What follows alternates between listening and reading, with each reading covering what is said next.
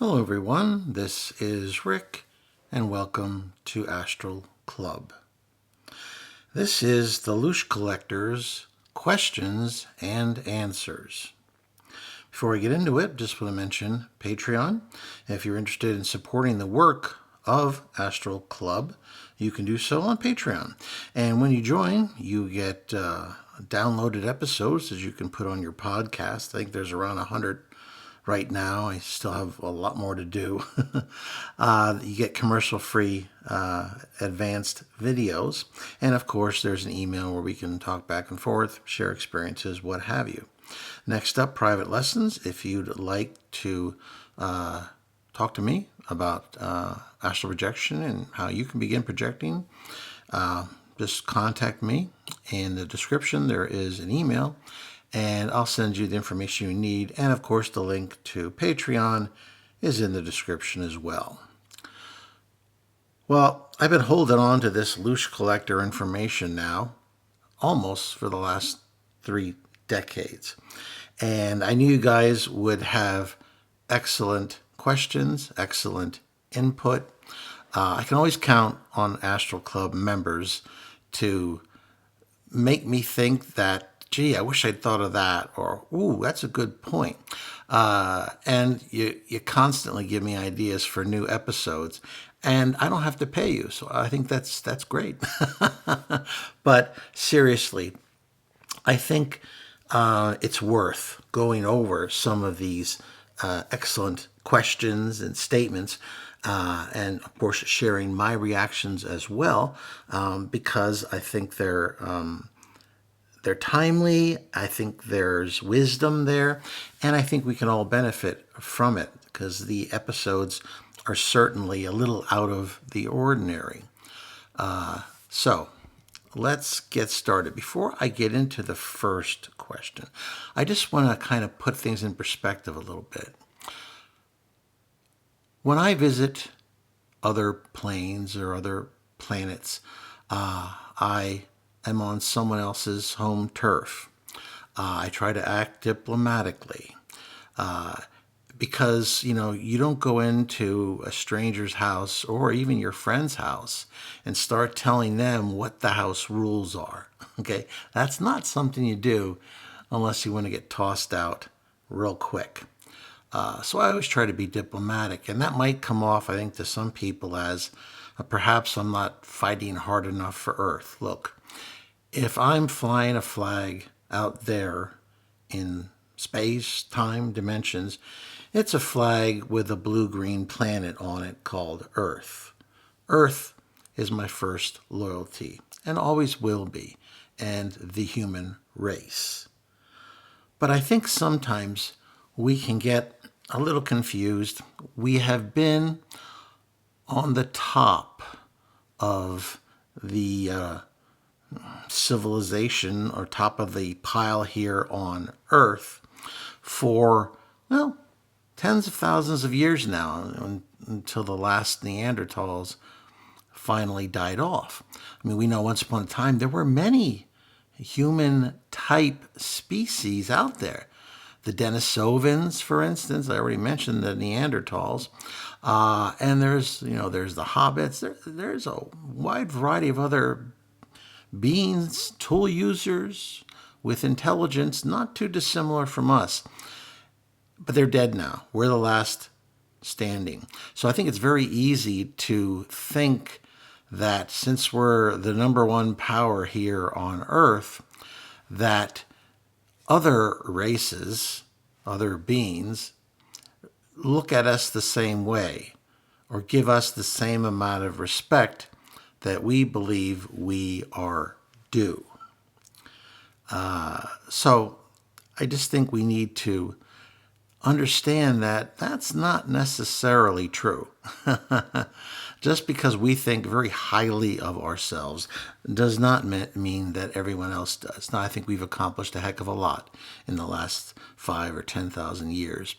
But we've also made a lot of mistakes too, and let's be honest, we've spilled many rivers of blood in the process. I hope we're getting better, I really do. But like I said, at the end of the day, no matter what, it's ride or die, planet Earth and humans. So I just want to make sure I make that statement. Okay, the first comment about the whole Loosh experience and the whole idea of Loosh being harvested. I'll use the word that Monroe used, and certainly the word that I think best describes how they described what they were doing. Anyway, horned tree ant with a bit of wry humor encapsulated the relationship between humans and the Loosh collectors this way. They said it's a bit like a potato coming to you while you're gardening and saying, "Why do you take from us? What right do you have to take something from us without our consent?" And then we, of course, as the gardeners, well, we certainly pause and we're probably a bit shocked and a bit perplexed because we're not used to our vegetables talking to us, much less questioning our ability to harvest them. But how they finish here is, well, this is my garden and I am the gardener. Full stop, end punctuation, and continues with the pruning. So certainly I like examples that bring things down to earth, and naturally I know that we don't think of ourselves necessarily as potatoes, but because we consider ourselves so much more intelligent. But keep in mind, is there races and powers in our galaxy who have been around a lot longer than we have and have achieved intelligence to an extent that makes us look very small. And then, of course, you're dealing with very alien type creatures like the Loosh Collectors. I describe them as some sort of plasma being. That was the best way I could describe them. Hugo Batista hated to agree, but he said that the gardener was probably right from the standpoint that it was his garden and that's how he saw it, and what he was taking, I don't think he ever questioned. And it's tough to make that argument. The only argument we can do is say that, well, we're humans, hear us roar, everybody better respect us, or else. But in the example of the Loosh Collectors, I mean, you don't want them to call us on the bluff, because or else what? These are beings that are so alien from us that they make the Greys and us seem like brothers.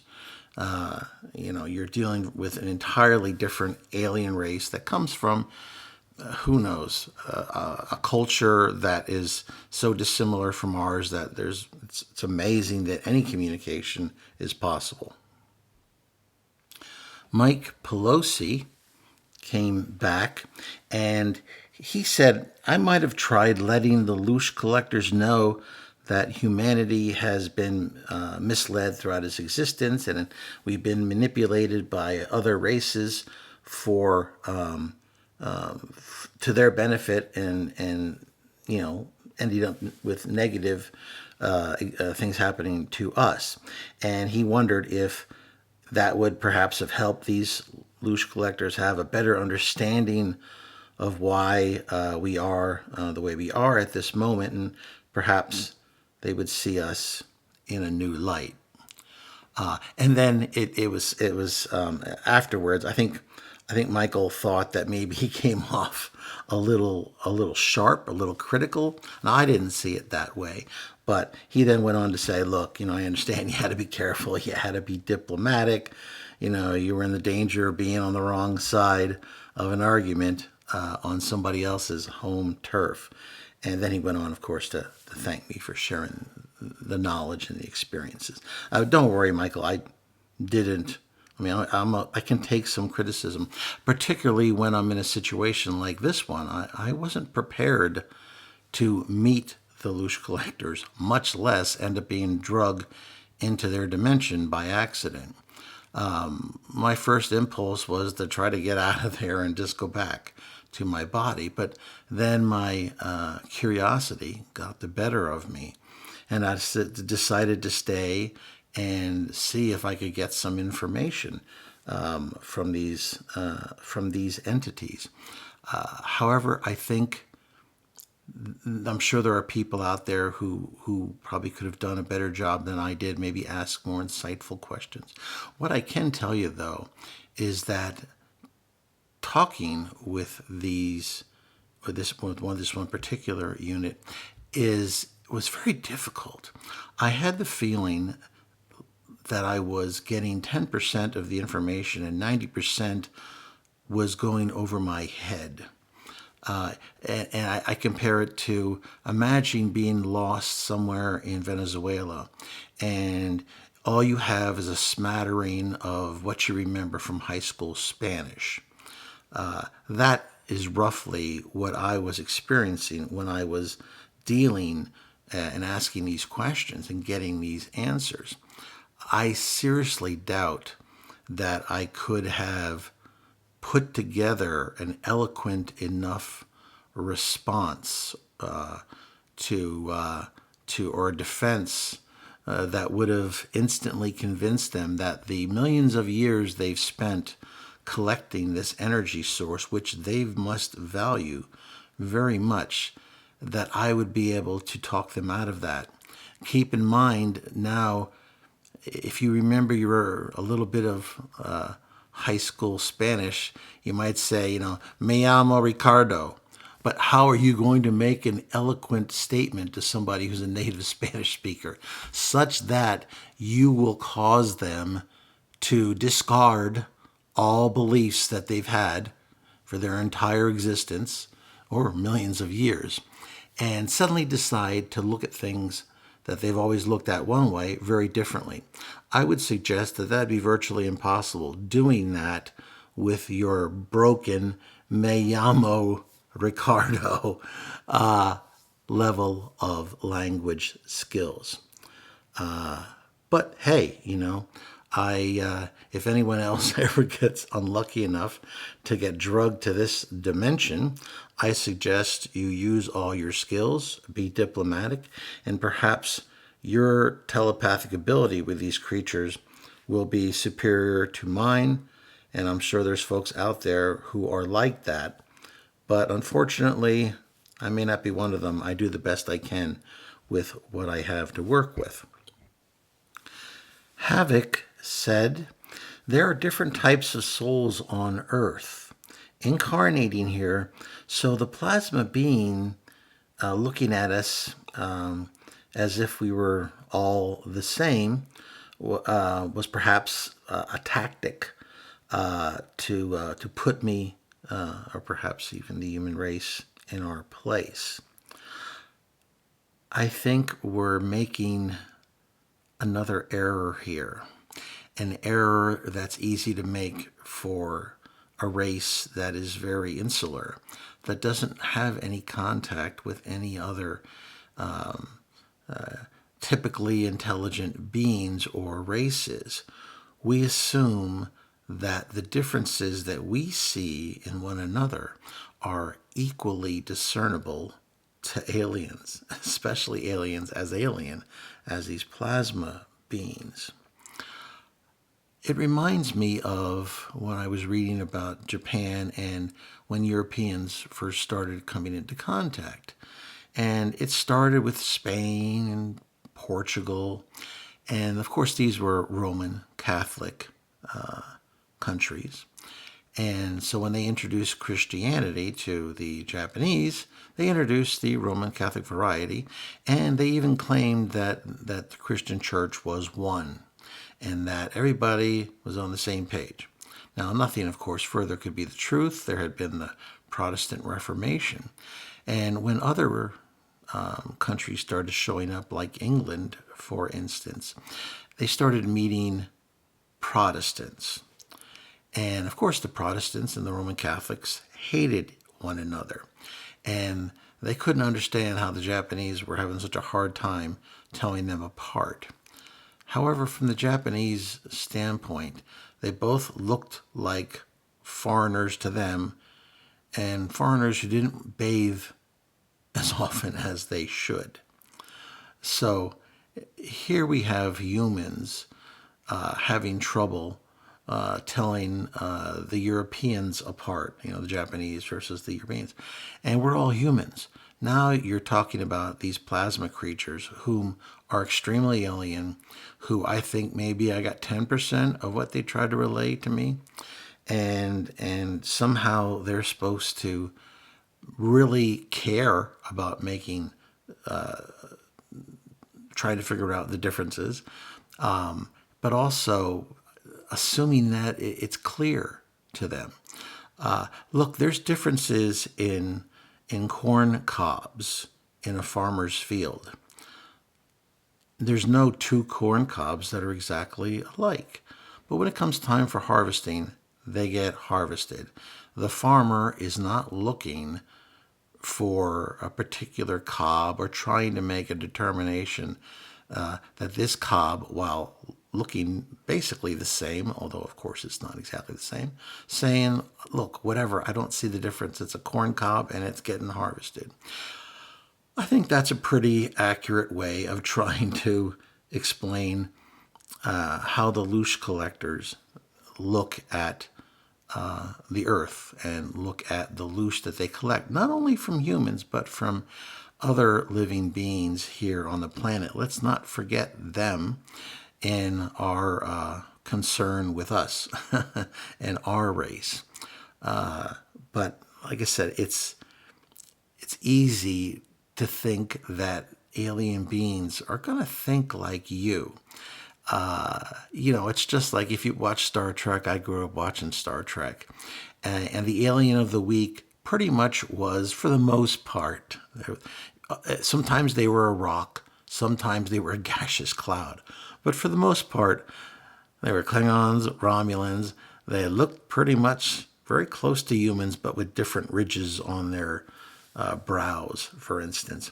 And despite the fact that they spoke different languages, which luckily we can understand through the magic of Trek, but that they all pretty much thought the same. They all had relatively the same weapons, relatively the same desires to conquer. The Federation conquered piece by piece and by offering things to other races. The Klingons and the Romulans preferred to use a little bit more aggressive means, but at the end of the day, they all acted pretty much the same.